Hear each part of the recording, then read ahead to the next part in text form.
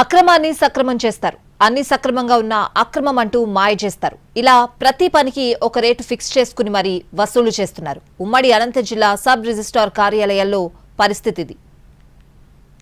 అనంతలోని sub registrar కార్యాలయాలు అవినీతికి care of గా మారిపోతున్నాయి.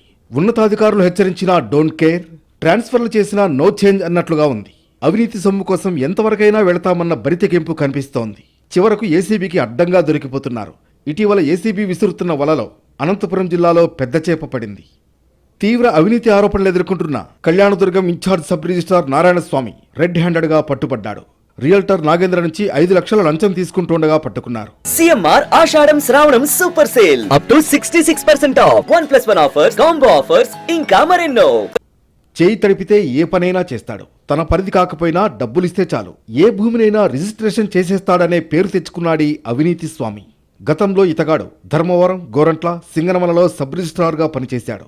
అసైన్డ్, నిషేధిత జాబితాలోని భూములకు స్వామి రిజిస్ట్రేషన్లు చేసినట్లు ఆరోపణలున్నాయి.